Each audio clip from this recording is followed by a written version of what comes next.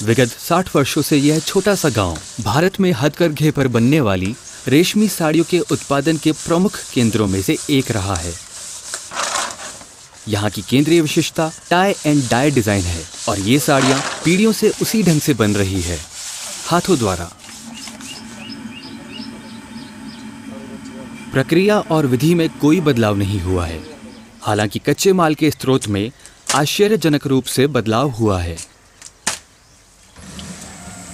पहले रंग कीटों, जड़ों, फलियों और फूलों से प्राप्त होते थे, लेकिन अब ये रासायनिक प्रसंस्करण संयंत्रों से प्राप्त होते हैं, जहां प्राय रंग सामग्री का उपयोग किया जाता है। చేతులకు రంగు అంటే అన్నం తినలేకపోతాం, మొత్తం రంగు చేతికే ఉంటుంది, అన్నం తిన్నా కానీ కలర్ అయిపోతుంది, మొత్తం తినలేకపోతాం। हरी इस रंगाई इकाई में 10 वर्षों से काम कर रहे हैं। చేతిలో బ్లౌజులు దొరుకున్నా కానీ పట్టు ఉండదు, నుల్లడానికి చిట్కీలు నుడడానికి పట్టు ఉంటుంది, పట్టున్నా కానీ గ్రిప్ దొరకదు, పట్టుకుంటే జారిపోతుంది। అందువల్ల మేము బ్లౌజులు గిట్లా తొడుక్కోక మేము ఇట్లనే వస్తే ఇక ఫ్రీ ఉంటుంది మాకు ఇట్లా। कॉटन या सिल्क डाई करने का काम जैसा भी हो, उसी अनुसार वह और उनके साथी श्रमिक रोजाना ही कास्टिक सोडा, फिटकरी, हाइड्रोक्लोरिक अम्ल, सोडियम नाइट्रेट, सोडा ऐश और एसिटिक अम्ल के संपर्क में आते हैं। చేసే పని ఇది చేయాలన్నా జర ఇబ్బంది, ఇక ఈ రంగులు అద్దడమైనా జర ఏదైనా చేయాలనుకుంటే 2 రోజులు చేసి 10 రోజులు చేసి ఒక రోజు సెలవు తీసుకుంటాం, నెలకు 2 రోజులు। हैजार्ड सेंटर के एक हालिया अध्ययन जो यूरोपीय कमीशन के स्विच एशिया प्रोजेक्ट के तहत हुआ है, ने यह प्रदर्शित किया है कि इस मुश्किल कार्य का शरीर पर कैसा दुष्प्रभाव पड़ता है। 70% टाई एंड डाई श्रमिकों ने हाथ की पकड़ क्षमता सामान्य से कम होने के बारे में बताया। इस गांव में 3000 परिवारों में से आधे लोगों की आजीविका हथकरघा उद्योग पर निर्भर है। यह उनका परंपरागत कार्य है, लेकिन नई सच्चाइयां अब चुनौती पेश कर रही हैं।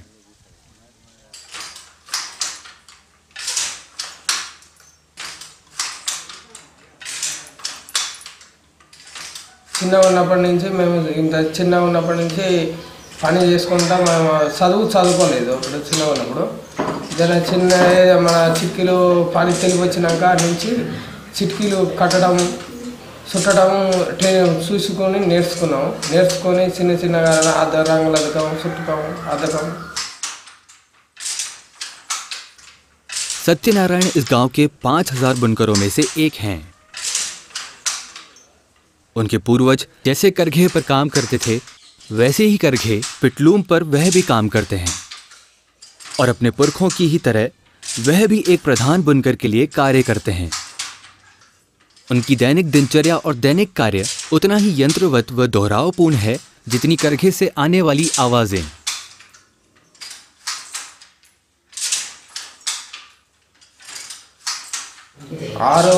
వరకు లేస్తాం, లేచి ముఖం కడుక్కొని తర్వాత ఇంత టీ తాగి మేము ముగ్గురు వేస్తాం। మళ్ళీ లంచ్ టైంకు 1 గంట విరామం తీసుకుంటాం।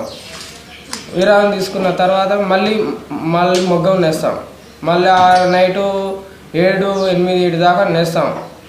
ఇక లేచి ఇక రెస్ట్ తీసుకుంటాం సార్।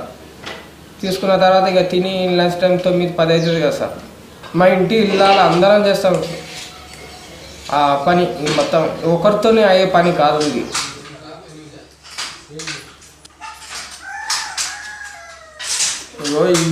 ఇవి కిలోలు వస్తాయి ఇలా, మళ్ళీ ఇక ఇది జబ్బ ఇట్లా అంటుంటే ఈ జబ్బలు ఈ కీళ్ళల్లో జర నొప్పులు లేస్తాయి, మనం నొప్పులు ఉంటాయి। ఈ కీళ్ళు మాత్రం కంపల్సరీ ఉంటాయి। ఈ నడుము ఇట్లా ఇట్లా ఈ కంటి ఒకటి కంటి దానివల్ల। बहुत कम आराम के साथ लगातार एक जैसी शारीरिक मुद्रा में रहने के कारण सत्यनारायण जैसे बुनकरों को जोड़ों और मांसपेशियों में दर्द की शिकायत होने लगती है। कार्यचक्रों में परिवर्तन, और नियमित अवधि के विश्राम ऐसी समस्या के आसान समाधान है। हालांकि जब हम हथकरघा उद्योग के विस्तृत परिदृश्य पर नजर डालते हैं तो अधिक जटिल मामले सामने आते हैं। पोचमपल्ली नामक यह कस्बा भारत का सबसे बड़ा हथकरघा टाई एंड डाई बुनाई केंद्र है। इस स्थान की प्रसिद्धि अपने विशिष्ट रंगाई डिजाइनों, जिन्हें इक्कत कहा जाता है। भारत के पारंपरिक शिल्प क्षेत्र से पोचमपल्ली इक्कत ऐसा पहला उत्पाद था जिसे जियोग्राफिकल इंडिकेशन प्रमाण पत्र मिला है। राष्ट्रीय विदेशी मुद्रा में हथकरघा वस्त्रों के महत्वपूर्ण योगदान के बावजूद यह क्षेत्र बड़े पैमाने पर असंगठित ही बना रहा है। यह अभी भी गृह उद्योग ही है। बुनकरों और टाई एंड डाई श्रमिकों को अपने श्रम की बहुत कम कीमत मिल पाती है। तात्कालिक मांगों में उलझे रहने के कारण वे नई टेक्नोलॉजी को नहीं अपना पाते हैं। राष्ट्रीय और अंतर्राष्ट्रीय संस्थाओं के सहयोग से स्थानीय एनजीओ अब बहुमुखी अध्ययन कर रहे हैं, जिससे यह समझ में आए कि क्या कुछ किया जा सकता है।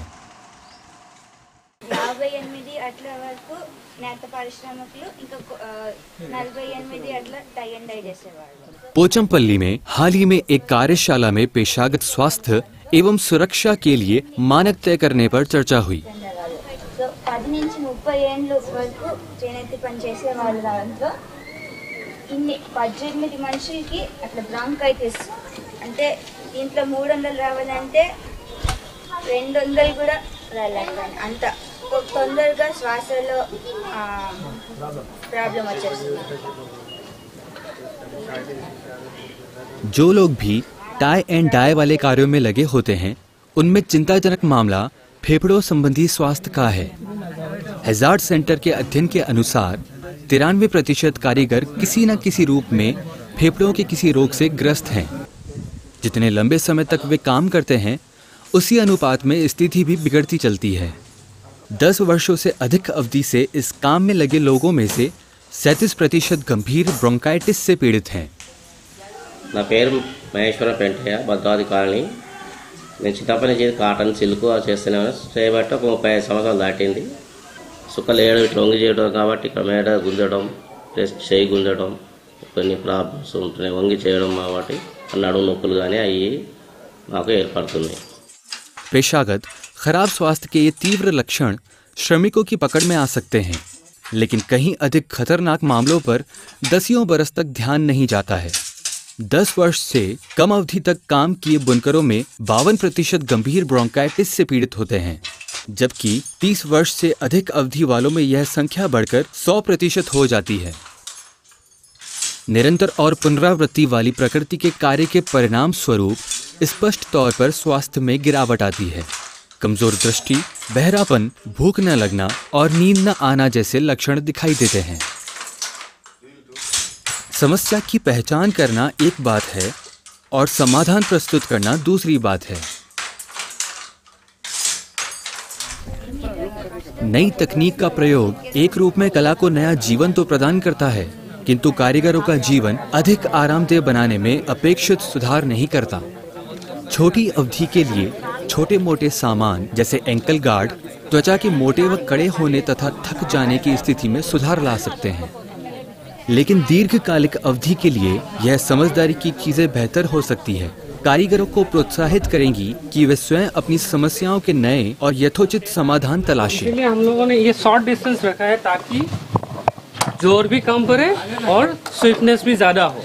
लेकिन ये एक मॉडिफिकेशन है, आप लोगों को खुद ही करना होगा इसको देख के। अगर लेकिन कुछ बदलावों को दूसरों की तुलना में स्वीकार करना मुश्किल होता है। करघे में बदलाव कारीगर के शरीर के किसी हिस्से में बदलाव जैसी बात है। इस करघे में रोप के अपेक्षाकृत छोटे थ्रो के अतिरिक्त पैडल में बेयरिंग है, जो प्रतिरोध को कम करते हैं, और साथ ही ताने की धरन में एक लॉक गियर है। ये तीनों मिलकर बुनकर के मांसपेशी तनाव को उल्लेखनीय रूप से कम करेंगे। उम्मीद ये है कि जैसे जैसे तकनीक में सुधार आएगा, कारीगरों की उत्पादकता बढ़ेगी और साथ ही एक बेहतर एवं स्वास्थ्यकर कार्य परिवेश निर्मित होगा।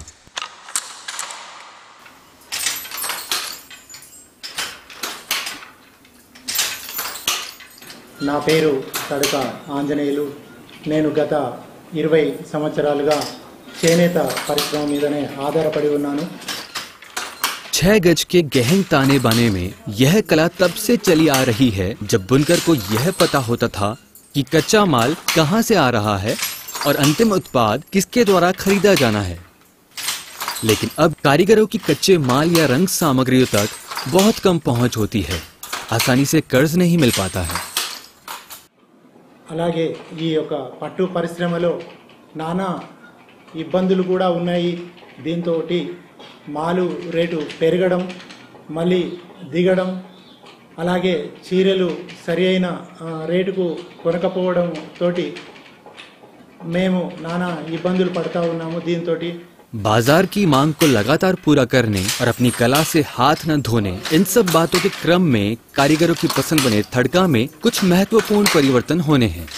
हथकरघे पर सिल्क का वहनीय उत्पादन कैसे हो, यह बात इस शोध से पता चलेगी जो उद्योग और कारीगरों के स्वास्थ्य एवं सुरक्षा पर केंद्रित है।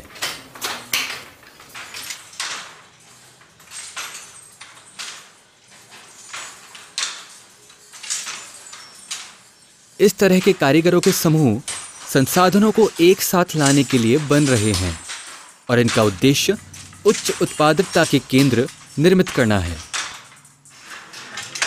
ये इकाइयाँ अधिक स्थायी रोजगार, नियमित आय, कर्मचारी लाभ और सुव्यवस्थित कार्य परिस्थितियाँ प्रदान करेंगी जो कारीगरों को स्वस्थ व संपन्न बनाएंगी। अंतर्राष्ट्रीय समुदाय भी इक्कत कला के बने रहने को देखना चाहता है, लेकिन आगे कदम बढ़ाते हुए व्यापार व्यवहारों और औजारों में कुछ बदलाव भी संभव है। हालांकि कारीगर, एनजीओ, सरकार और व्यापार संगठन मिलकर एक ऐसी नई कथा का ताना बाना बुन सकते हैं जिसमें स्वस्थ एवं समृद्ध हथकरघा उद्योग की झलकियां हो।